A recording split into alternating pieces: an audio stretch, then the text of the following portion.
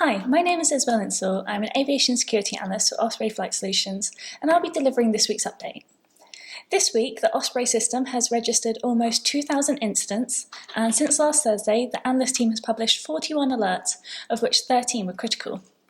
On the 2nd of February, the UAE stated that 3 drones had been shot down over Emirati airspace at dawn that day.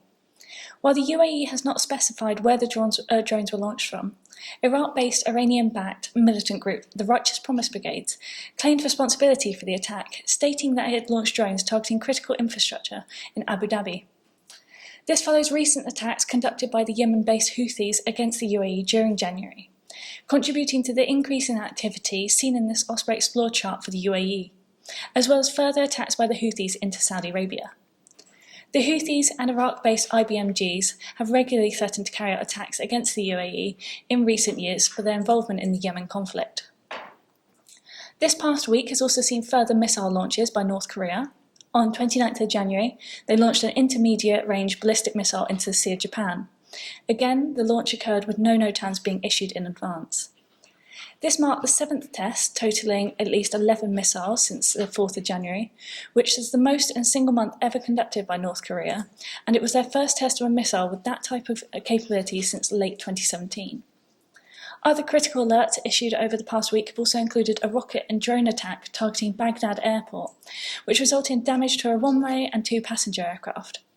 Following the attack, Kuwait Airways announced that it was temporarily suspending flights to Iraq due to the current conditions. This week, we also alerted on a failed coup attempt in Guinea-Bissau on the 1st of February. While details are still emerging, the President claims that the attack was linked to his government's fight against drug trafficking. An increased military presence has been reported in the capital, Bissau. Additionally, emergency talks have been ongoing between leaders of West African countries following a coup in Burkina Faso on 24th of January, which we have alerted on in the last couple of weeks. In COVID-related developments, Scandinavia is due to become almost entirely free of COVID-19 restrictions, with Sweden due to join Norway and Denmark in lifting its regulations on the 9th of February. However, it's not clear if other countries in the region will join them. While Finland this week lifted all border controls with other Schengen countries, it has extended testing requirements on visitors from countries outside of the EU. And finally, the Osprey Analyst team has been particularly excited about an aviation-themed spin-off of the popular Wordle game.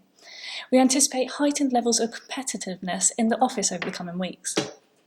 Thank you for listening to this week's update, and please join us again for next week's update.